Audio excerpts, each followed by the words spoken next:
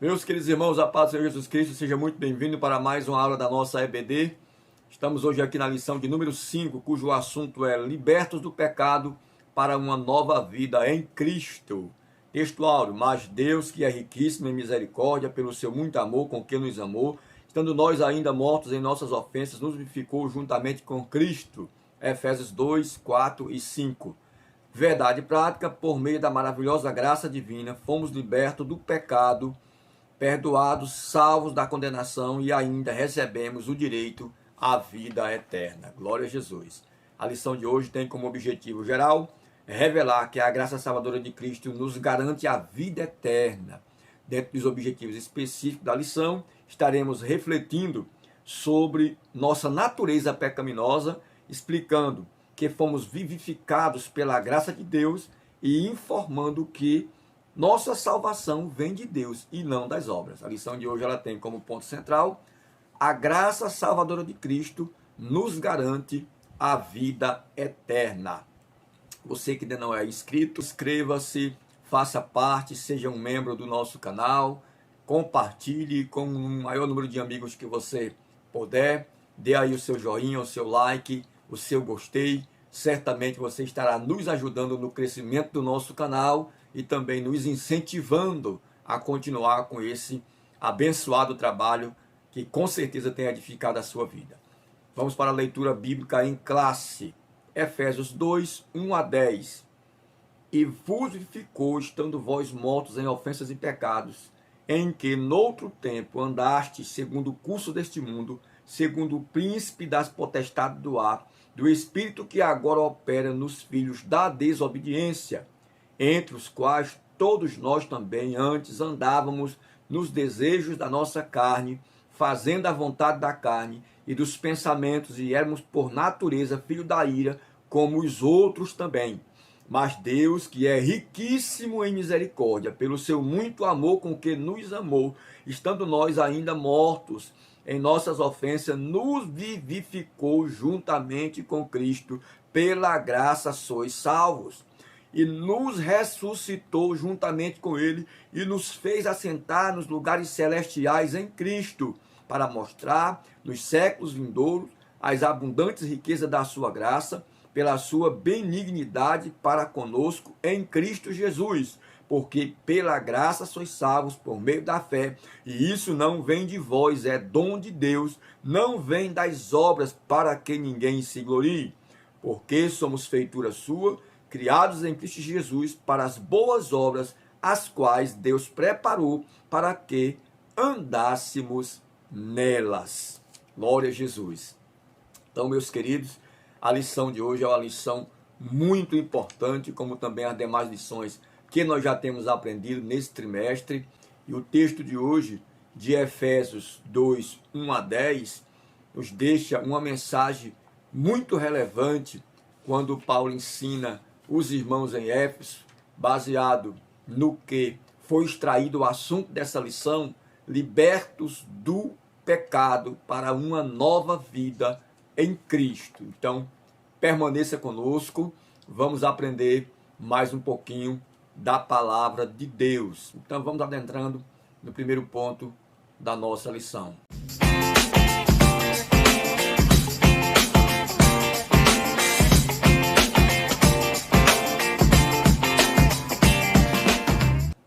Estamos aqui, queridos irmãos, iniciando nossa lição, dentro do primeiro ponto: antiga natureza morta em ofensas e pecados. No início da epístola, o apóstolo Paulo lembra que antes da regeneração estávamos mortos em ofensas e pecados e éramos por natureza filhos da ira, ou sujeitos à ira de Deus. Todos estávamos sujeitos à ira de Deus. Por quê? Porque nós vivíamos nas nossas ofensas e pecados e estávamos mortos dentro de um caráter moral e espiritual. É o que nós vamos aprendendo aqui dentro do decorrer da lição. Primeiro ponto: nossa condição anterior. E vos vivificou, estando vós mortos em ofensas e pecados. Diz o primeiro versículo a palavra ofensa. Então, esse primeiro versículo, dentro da definição do significado da palavra ofensa, é o pecado deliberado, é o pecado de forma voluntária. Então aqui Paulo traz esses dois termos importantes. O primeiro, ofensas e pecados. E isso resultava na morte espiritual. Mortos em que sentido? Mortos no sentido moral e mortos no sentido espiritual. Então o homem estava afastado de Deus pelo pecado e morto no sentido moral e no sentido espiritual, longe de Deus, separado de Deus, nas suas ofensas e nos seus pecados. Então o conceito é de morte moral e de morte espiritual, provocada pelo pecado que inevitavelmente separa o homem de Deus. Então, meus queridos, o pecado é uma das coisas que separa o homem de Deus. Então, nós temos aqui um texto sagrado para concordar com esse primeiro ponto, no que está em Isaías 59, a partir do versículo 1, nós queremos ler aqui esse texto, e diz o seguinte: eis que a mão do Senhor não está encolhida para que não possa salvar, nem surdo os seus ouvidos, para que não possa ouvir, mas as vossas iniquidades fazem divisão entre vós e o vosso Deus, e os vossos pecados encobrem o seu rosto de vós, para que não vos ouça. Então Deus, ele tem disposição de ouvir. Os ouvidos dele não está agravado, não está surdo para ouvir as nossas orações, o nosso clamor. Por que que muitas vezes nós oramos e não recebemos? Porque o pecado, ele faz divisão. O pecado que está em nós, ele não permite com que nós nos aproximemos de Deus e sejamos respondidos por ele. Então a gente vivia morto. Infelizmente, o pecado é uma arma de Satanás que separa o homem de Deus, do seu Criador. Então o homem caiu, estava jogado, ficou jogado na lama, no lamaçal de pecado, na sarjeta, e esse pecado faz divisão entre nós e o nosso Deus, como diz a palavra. Vejamos aqui também o que disse o nosso irmão Tiago no capítulo 1, e o versículo 15, que também é um texto conhecido por nós, falando sobre que Deus a ninguém tenta, mas cada um é tentado quando enganado pela sua própria concupiscência. O versículo 15 diz: depois, havendo a concupiscência concebida, dá luz o pecado, e o pecado, sendo consumado, gera a morte. E esse pecado mortal, no sentido espiritual e moral do ser humano, ele nos separa da comunhão com Deus. Então essa comunhão que a gente tinha íntima com Deus, nós perdemos essa comunhão por causa do pecado, da força do pecado em nós. Mas nós temos uma condição de pecador, mas Paulo deixa aqui para nós que essa condição em que nós vivíamos em pecados e ofensas, ela foi mudada, aleluia, pelo grande amor de Deus. A gente vai aqui dando sequência, vamos aprender a esse respeito dentro da lição, tal que um corpo inerte, a natureza pecaminosa impede o homem de ouvir e obedecer à voz de Deus. Quem assim vive está morto enquanto está vivo. Não entendi. Irmãos, a Bíblia fala do morto-vivo. Nós temos aqui em 1 Timóteo, capítulo de número 5, e o versículo 6. Olha o que a Bíblia diz a respeito. Mas a que vive em deleites, vivendo está morto. Então é o morto-vivo. Então nós éramos morto-vivo. E tem muita gente nessa condição de morto-vivo. Ele está vivo de uma vida carnal, de uma vida física, de uma vida material, mas ele está morto no espírito. Ele não tem sensibilidade espiritual, nem mesmo para ouvir a voz de Deus.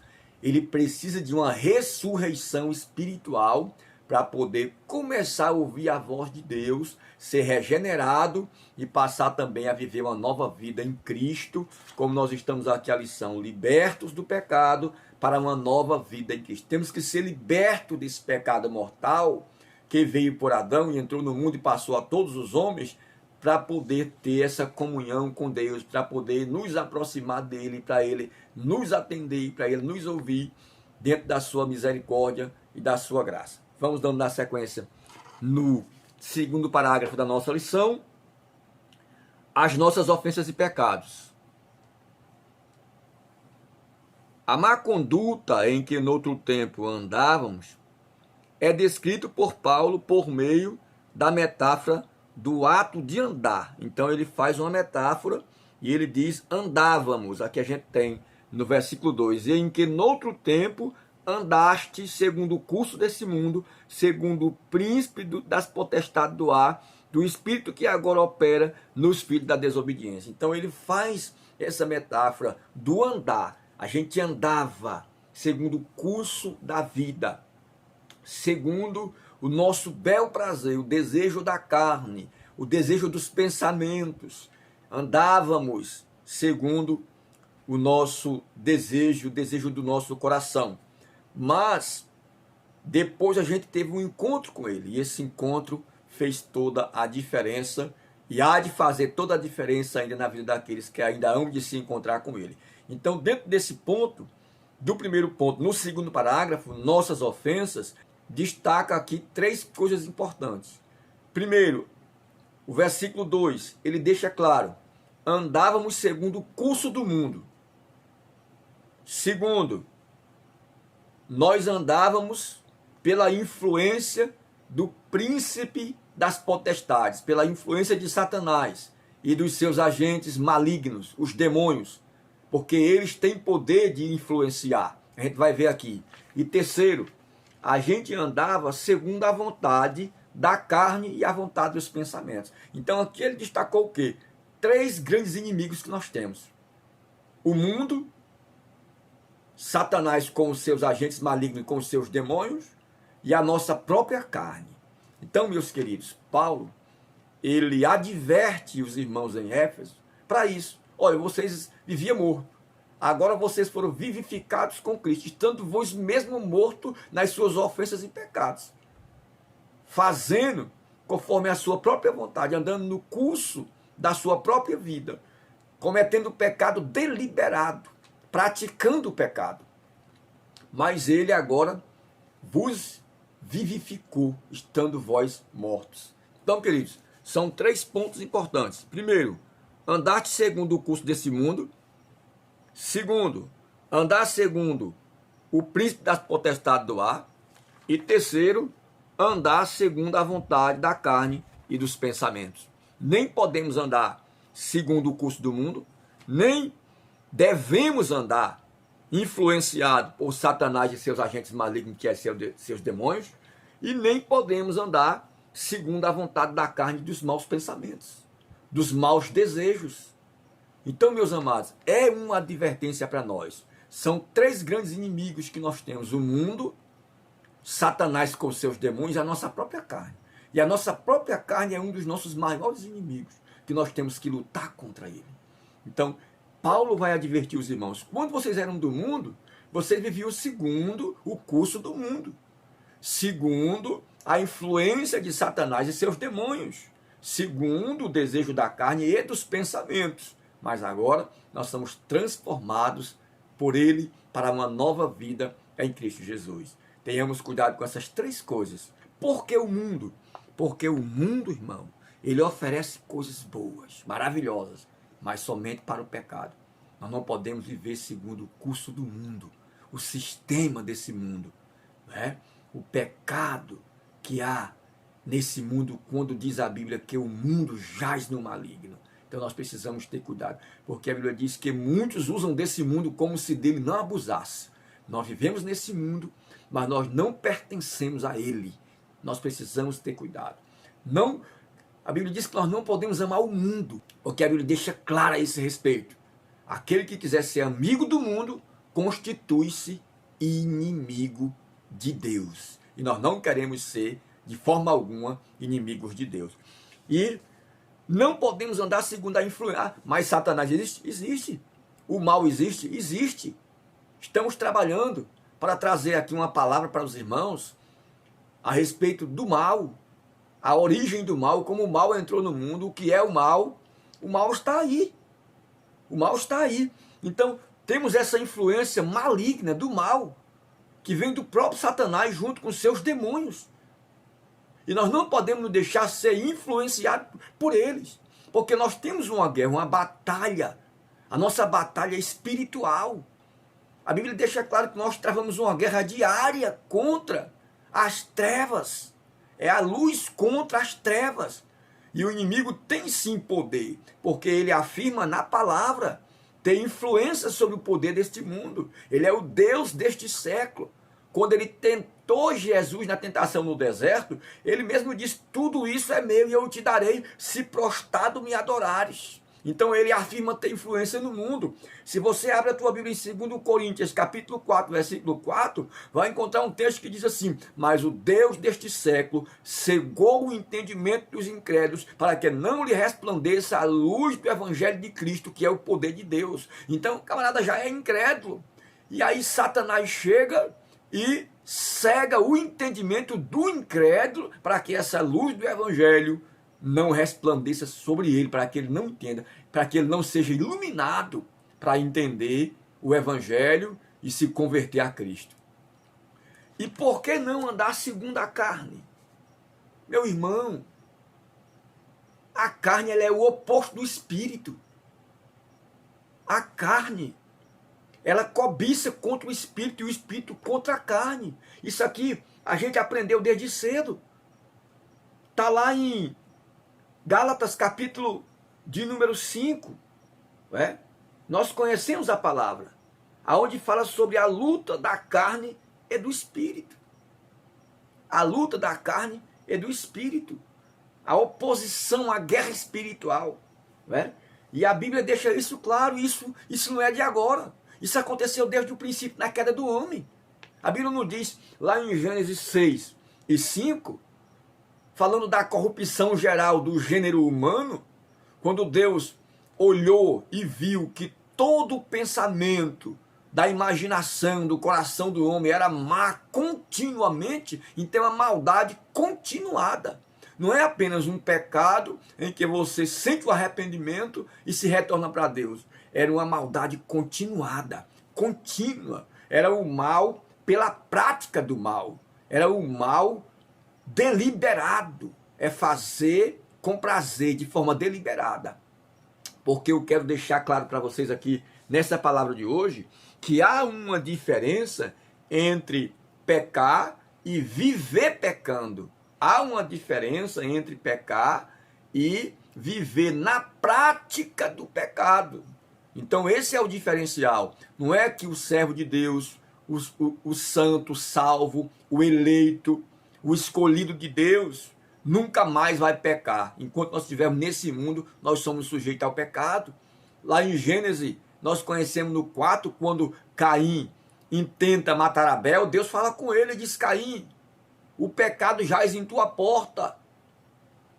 Cabe a ti dominá-lo. Ele está batendo todo dia na porta. E nós precisamos ter o domínio sobre ele. Então ele nos libertou desse domínio do pecado. E a Bíblia diz que esse é o diferencial. Eu quero que você abra a Bíblia aí comigo. Nós vamos ver aqui na primeira carta do apóstolo João, no capítulo de número 3, nós temos aqui uma referência, um respaldo a esse respeito. Veja o que diz 1 João 3, versículo 6. Qualquer que permanece nele não vive pecando. Qualquer que vive pecando não o viu e nem o conhece. Vamos para o 8.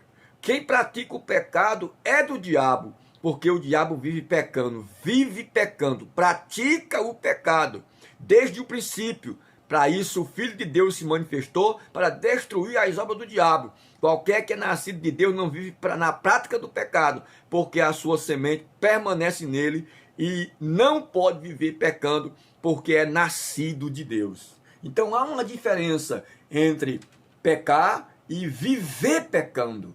Há uma diferença entre cometer um ato desagradável a Deus ou viver na prática desse pecado. Então, quando nós entregamos a nossa vida a Cristo, Paulo está dizendo, nós não agora deixamos mais o pecado dominar a nossa vida, reinar em nossa vida. Esse é o diferencial. A minha vida não é a sede, não é a morada para o pecado. E a sua vida também não pode ser a sede, a morada do pecado. Há pessoas que deixam o pecado reinar na vida dele. Então ele vai segundo o curso do mundo, ele vai segundo a influência de Satanás e seus agentes, ele vai segundo a influência da sua própria carne. Ele vai viver fazendo o quê? Na prostituição, vai viver na mentira, vai viver no pecado, vai viver no adultério, vai viver na fornicação, vai viver na glutonaria, vai viver na orgia, vai viver em tantas outras obras pecaminosas que afastam o homem de Deus, do seu Criador. E nós não podemos viver essa vida pecaminosa, porque se nós vivemos assim, então não houve diferença. Como eu posso dizer que eu sou transformado, que eu tive um encontro com Cristo, que eu ressuscitei, que eu sou uma nova criatura e que agora eu vivo um novo estilo de vida em Cristo, com Cristo, em Deus e continuo praticando as mesmas obras? Não, isso não existe. Veja o que diz 2 Coríntios 5,17, que é um texto conhecido por todos nós, quando diz: se alguém está em Cristo, nova criatura é, as coisas velhas, antigas, já passaram. E eis que tudo se fez novo. Glória a Jesus. Então tá aí, queridos, muito forte esse primeiro ponto, esse ensinamento, esse assunto de hoje. E vamos aqui dando sequência. Permaneça conosco. Mais uma vez eu deixo o apelo a você que não é membro do nosso canal. Inscreva-se, compartilhe, deixe o seu gostei, o seu like, nos ajude a continuar com esse belíssimo trabalho. Vamos agora para o nosso segundo ponto.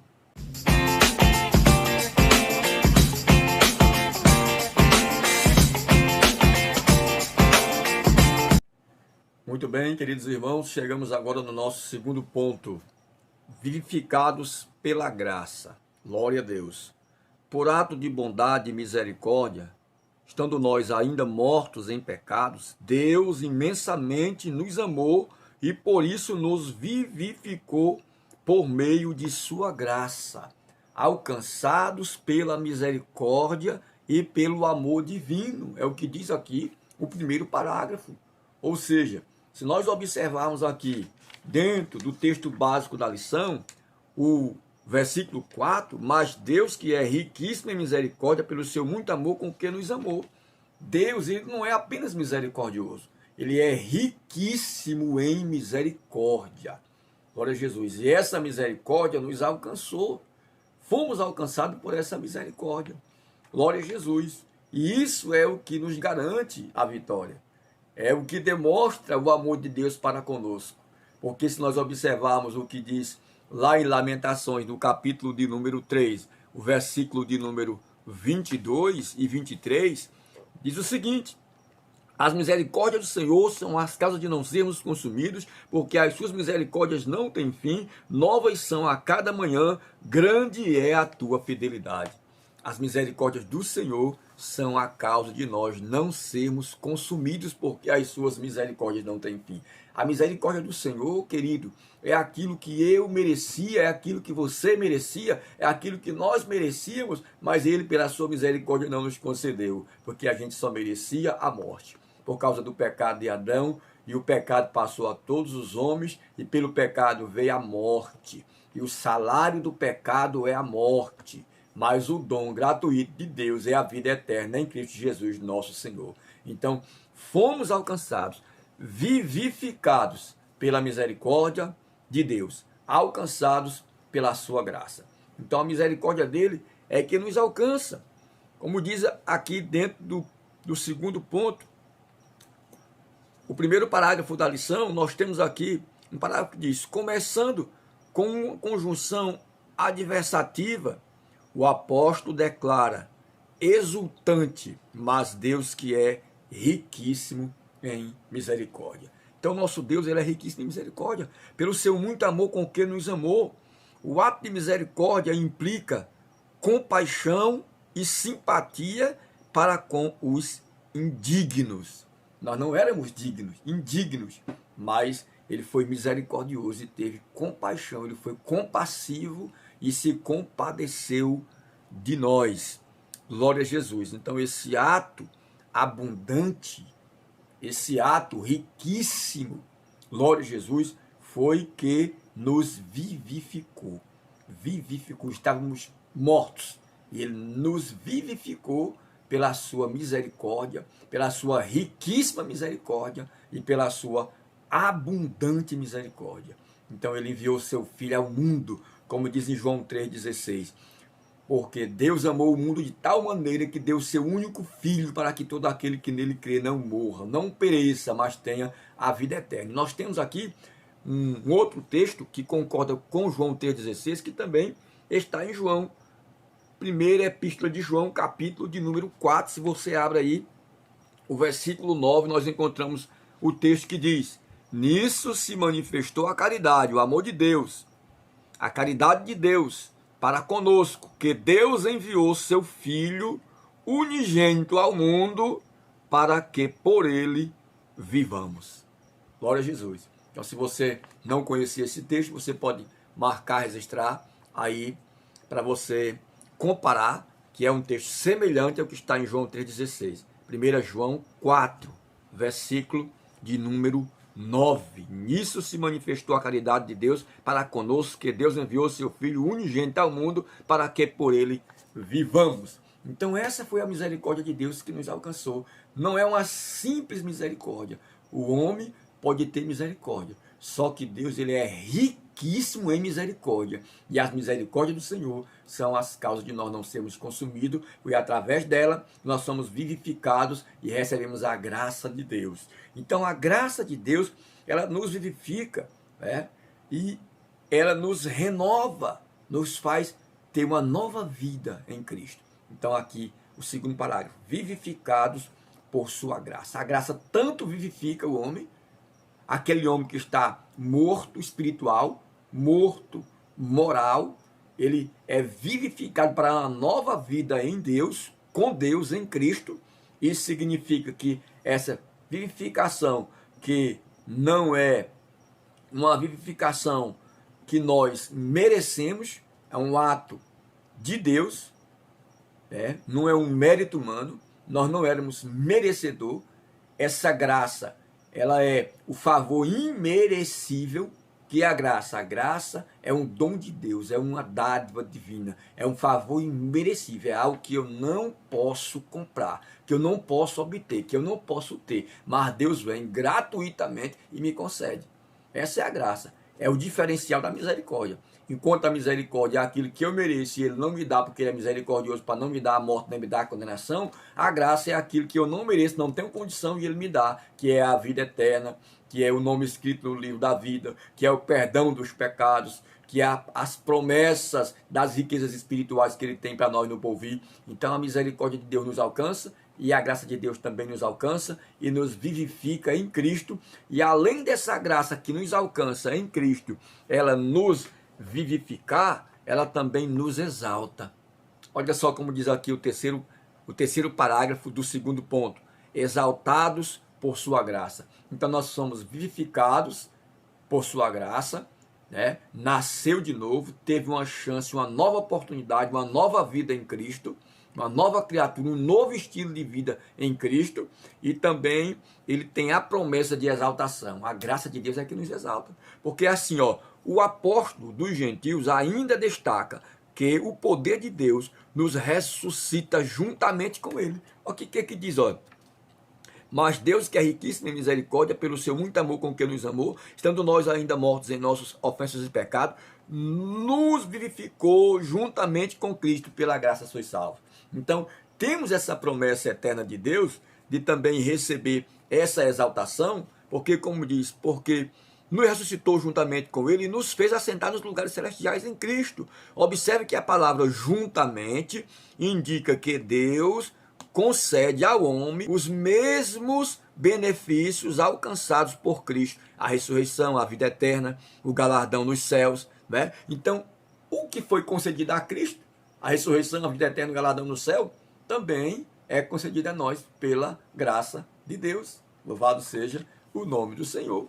Então, queridos irmãos, vem aí, que ponto maravilhoso esse: vivificados pela graça. A misericórdia de Deus nos alcançou, é a causa de não sermos consumidos, o favor imerecido de Deus nos alcançou e nos concedeu ricas bênçãos, imensuráveis bênçãos espirituais.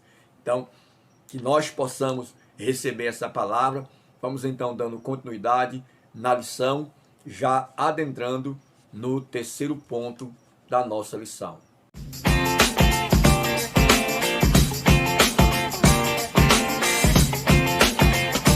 Muito bem, meus queridos irmãos, chegamos agora no terceiro ponto da nossa lição muito abençoada, graças a Deus, Deus tem falado conosco, creio que vai continuar falando no decorrer dessa lição. Terceiro ponto da lição, a salvação não vem das obras. Esse terceiro ponto está dividido em 2 parágrafos. O primeiro parágrafo fala sobre graça como meio de salvação e o segundo, obra como evidência da salvação. Meus amados irmãos, a graça de Deus é o dom de Deus, o favor imerecido de Deus que nós recebemos da parte de Deus, que através dessa graça salvadora é que nós vamos alcançar a salvação. Mas a fé é a resposta para a graça de Deus. A fé é a resposta para a graça que foi entregue à humanidade por meio do sacrifício de Cristo lá na cruz do Calvário. Quando nós aceitamos esse sacrifício pela fé, nós estamos respondendo a Deus e aceitando essa graça que nos é oferecida. A fé ela pode ser definida, irmãos, como o sangue espiritual do salvo, do eleito. E o sangue é vida. E o cristão sem fé, ele está morto. Até porque a Bíblia deixa claro, o nosso irmão Tiago diz isso, que a fé sem obra, ela é morta. Tiago 2, 14 a 17. A fé sem obra é morta. Se você abre a tua Bíblia lá em Hebreus, você vai encontrar no capítulo 11, o versículo 6, dizendo que aquele que se aproxima de Deus é necessário que ele creia que ele existe e que ele é galardoador daqueles que o buscam. Todos que se aproximam de Deus têm que se aproximar de Deus pela fé para poder alcançar a salvação. A salvação, ela não é meritória. Estamos aqui já no terceiro ponto, no finalzinho da lição, baseado no que está discorrido no versículo de número 8. Porque pela graça sois salvos por meio da fé, e isso não vem de vós, é dom de Deus. 9, não vem das obras, para que ninguém se glorie.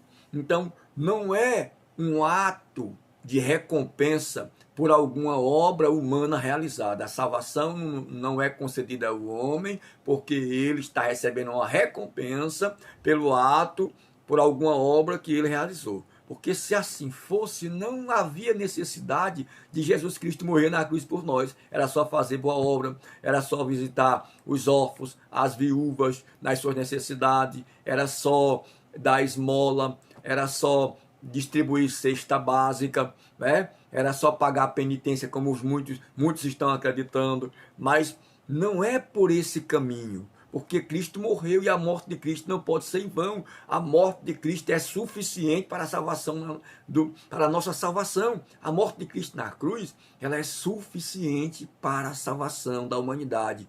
Cristo é suficiente.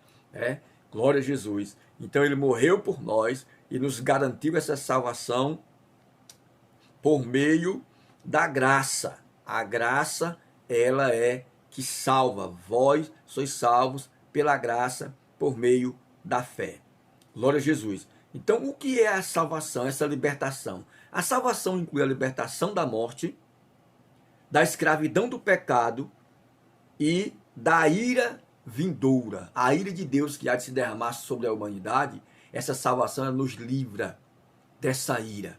O homem que está ainda no curso da sua vida, nos seus deleites e pecados, ele está sujeito à ira de Deus.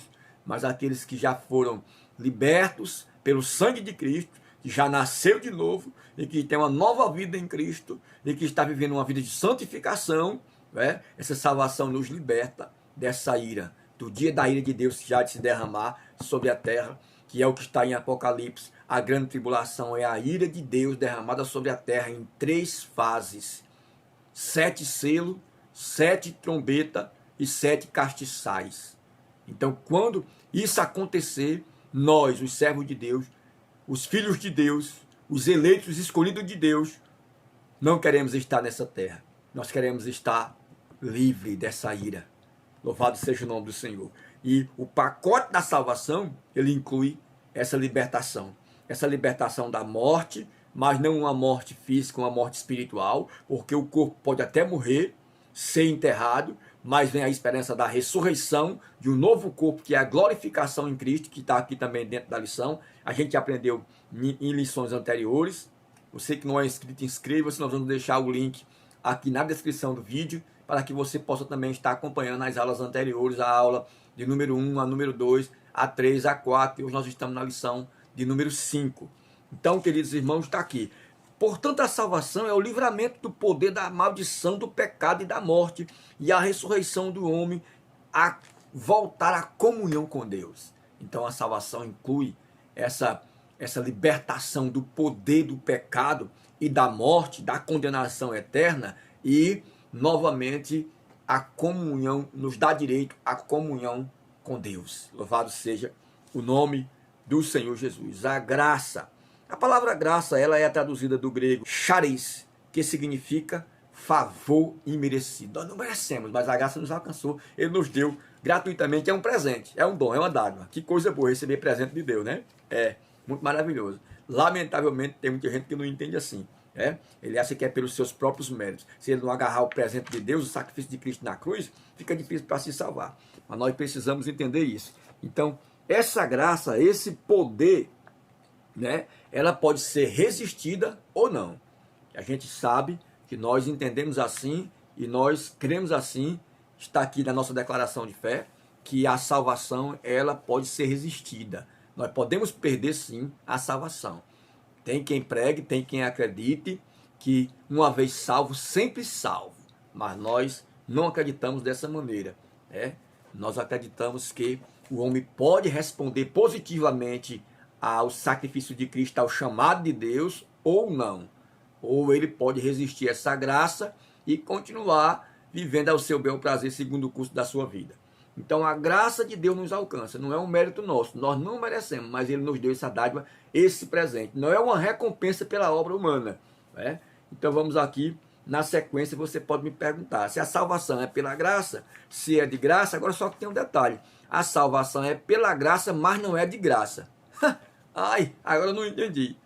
Olha só, a salvação é pela graça, mas ela não é de graça. A salvação, ela é universal, mas ela não é universalista, ou seja, ela é para todos, mas nem todos serão salvos, porque vão rejeitar o sacrifício de Cristo, vão rejeitar viver uma vida separada do mundo, separada de Satanás com seus demônios, sem as influências, rejeitando, batalhando contra essas influências malignas e também resistindo à sua própria carne, às suas próprias paixões e os seus próprios pensamentos maléficos, maliciosos, os pensamentos maus, malignos, os maus pensamentos. Nós temos que lutar contra isso, porque nós já somos um povo escolhido, um povo diferente. Então, o segundo parágrafo do nosso último ponto da lição vem falar exatamente isso. O quê? A obra como evidência de salvação. A fé é a resposta para o sacrifício de Cristo na cruz, para a graça de Deus. Agora, as obras é a evidência que nós já somos salvos da salvação. Então, quem é que evidencia ou o que evidencia que eu sou salvo? É simplesmente a fé? A fé ela é invisível. Eu não consigo demonstrar a minha fé, dizer para você, tá aqui minha fé, aqui o tamanho dela, porque ela é abstrata, não se pode ver, É como o amor ninguém vê, o amor se evidencia na obra, na prática, da caridade. A fé não é diferente, a fé também se evidencia pelas obras, só que o que nós temos que entender que nós não vamos realizar obras para se salvar, porque a obra já foi realizada, o sacrifício de Cristo na cruz do Calvário. Então, por que vamos realizar a obra? Nós vamos realizar obras porque nós já somos salvos, nós já somos transformados, tem uma ação sobrenatural do Espírito Santo em nossa vida que nos transformou e que nos dá graça para poder mudar o estilo de vida e viver uma vida diferente em boas obras, porque isso também está aqui na sequência. Veja que diz aqui em Efésios, já no último versículo, que é o versículo 10, porque somos feituras suas, criadas em Cristo Jesus para as boas obras, as quais Deus preparou para que andássemos nelas. Então as boas obras não é para salvar, é para quem já é salvo. Imagina um salvo fazendo tudo, do seu próprio jeito e acontecendo, decepcionando, envergonhando, escandalizando. Não, o salvo não pode escandalizar. O salvo tem que ser um diferencial. Alguém tem que olhar para mim e reconhecer e dizer realmente ele é salvo, realmente ela é salva. A Bíblia diz que os homens nos consideram como ministros de Cristo e dispenseiros dos mistérios de Deus. Então, por que precisamos fazer obra? Porque nós já somos salvos em Cristo. E essas nossas boas obras, ela vai demonstrar isso em nós. Glória a Jesus. Você está me compreendendo? Você está conseguindo me acompanhar? Então, é o que diz a palavra, não vem das obras. Veja que Paulo utiliza dois termos, não vem de vós, não vem das obras, para que ninguém se glorie.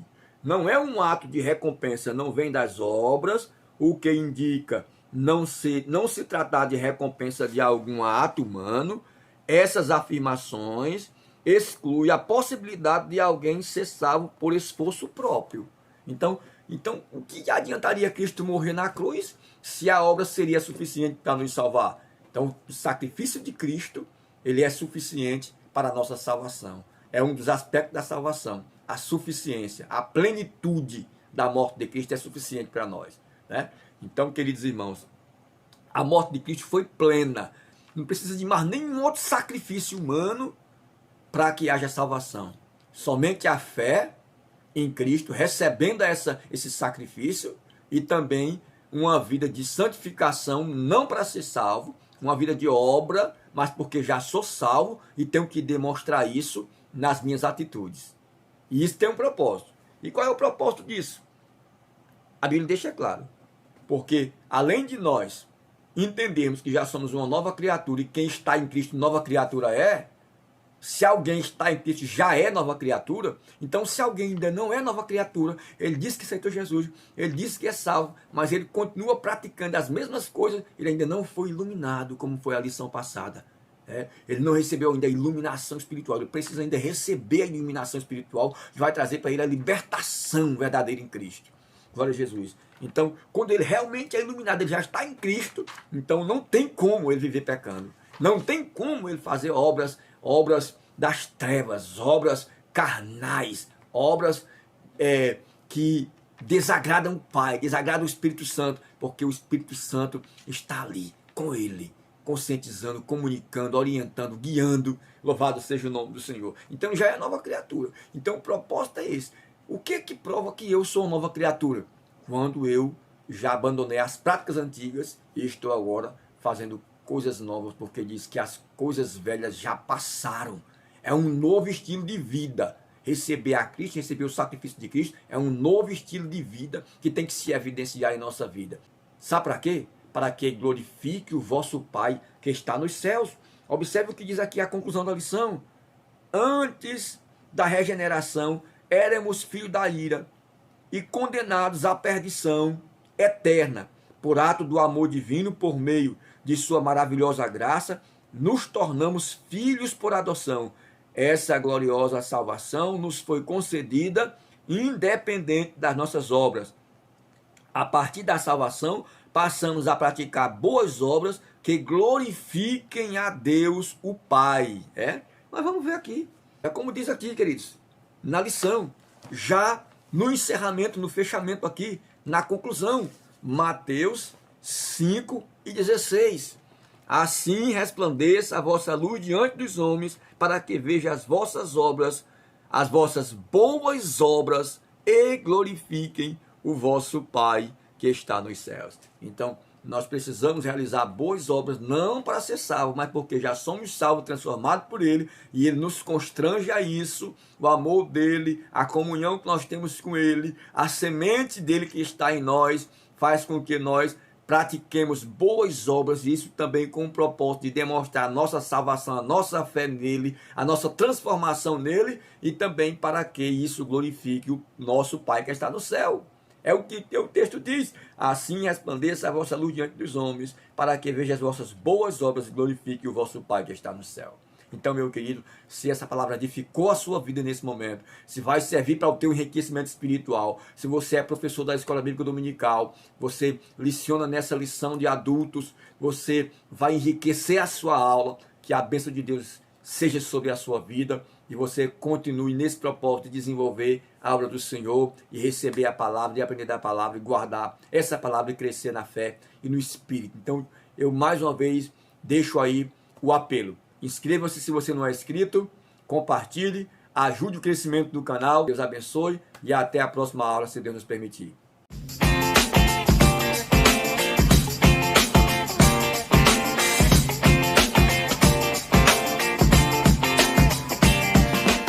Influenciado por Satanás e seus agentes malignos, porque nós temos uma guerra, uma batalha dentro todo dia na porta, e nós precisamos ter o domínio sobre. Na primeira carta do apóstolo João, no capítulo de número, vai viver no pecado, e continua praticando as mesmas obras, que nos ajude a continuar com esse belíssimo trabalho.